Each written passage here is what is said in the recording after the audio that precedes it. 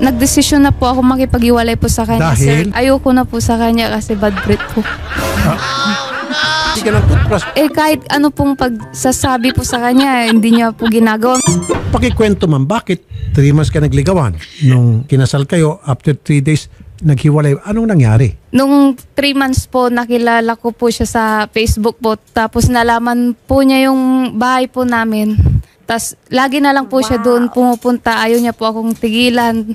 Ibig sabihin talaga sinusuyo ka niya. Opo. Okay lang yon. Opo. Tapos pinakilala niya po ako sa pamilya niya. Yes! Tapos yun po, yung pamilya niya talagang yung Porsigido. na asawain ako ng nila yung Anak nila. anak po nila, tapos namanikan po sila. Kinasal po kami ng November 24, 25 po. Tapos naghiwalay po kami ng January 24. Nagdesisyon na po ako makipag-iwalay po sa kanya, Dahil? sir, kasi nananakit po siya.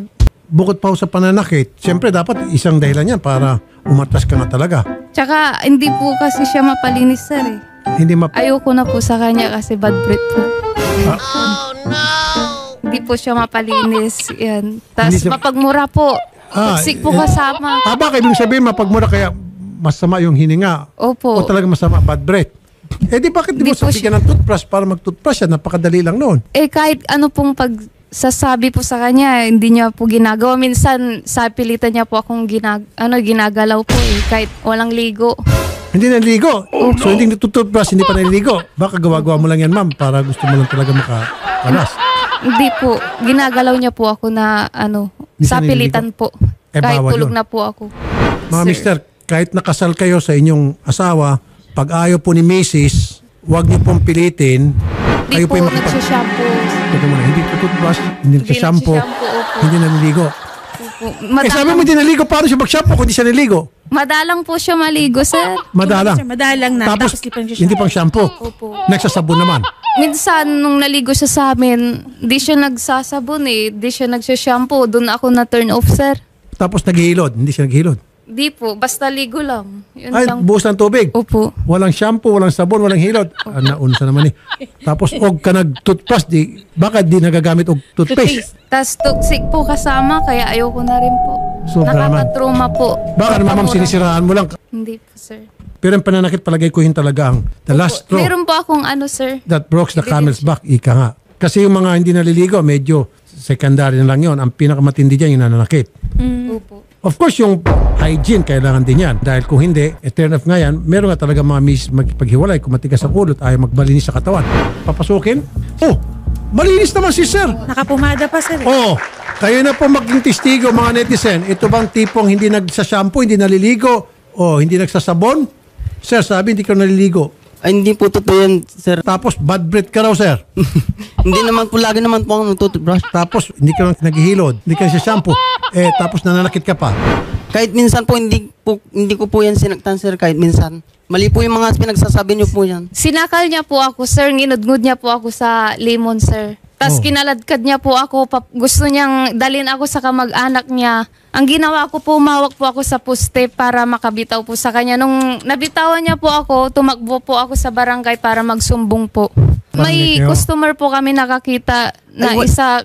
Gusto ko siyang mag-witness, kaso sabi po ng babae, ayaw niya pong mangialam. Papasalamat ako dun sa motor na tumulong po sa akin na dalhin ako sa barangay po. Mga ilang minuto, sumunod po siya. Imbes na siya lang po yung sumunod, nagulat po kami, buong angka niya yung kasama po niya. Hindi naman totoo yung sinasabi niya, Sir Rapi. May evidence sa barangay po. Hindi po, Sir Rapi. Yung pong pasang sinasabi niya po, Sir Rapi, pinagsasaksak niya po yung protas, Sir Rapi po, kaya po hinawakan yung kamay. Yung kamay niya po yung hinawakan ko. Bakit niya, ba't niya sinasaksak yung mga paninda?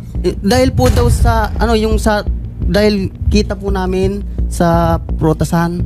Yung kita, kulang pa yung binigay. Tapos na po yung kainan. Tapos, dahil may pasabit doon sa ninang-ninong. Ang pera. Pera po, opo. Pera, Pangbabayad po sa catering. Okay. Yun po, yung kukunin ko sa kanya dahil binigay ko po yun yung namin sa yung sinasabit-sabit. Opo, yung sabit-sabit. Sa bride and groom. Opo. Yung babayadan po namin sa catering, maabot po nga ng 65 ganon. Ayaw niya pong ibigay yung pera. Meron pang titira, 26,000 pa. Kaso lang po, Sir Rapi, ayaw niyang ibigay, ayaw niyang bayadan yung catering. Sa kanya lang ang ano, Ayaw ikaw mong ang lalaki, aminin dapat lahat. ikaw ang magbabayad yan, sabi niya po sa akin.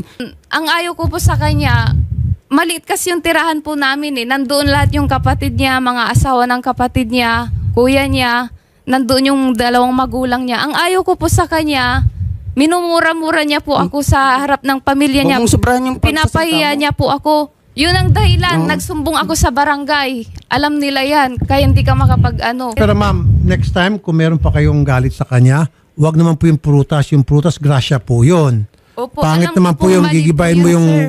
prutas at Kaya yan doon po ko ay po na ano yung pera din init po ng- yun. Parang sinira mo na rin yung pera. Dahil siyempre, pag naibenta yun, pera ang kapalit noon.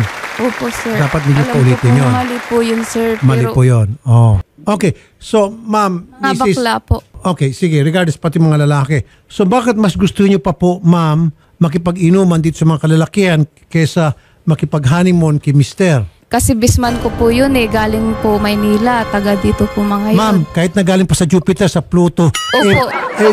honeymoon niyo po yan. Yan ang po pinaka-importante Kaso, right after the wedding.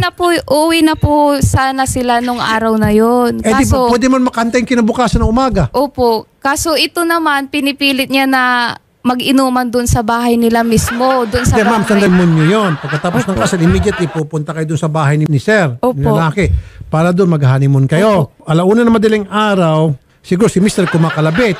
Ayaw mo kasi mas gusto mo makipag-inuman sa tropa mong mga lalaki. But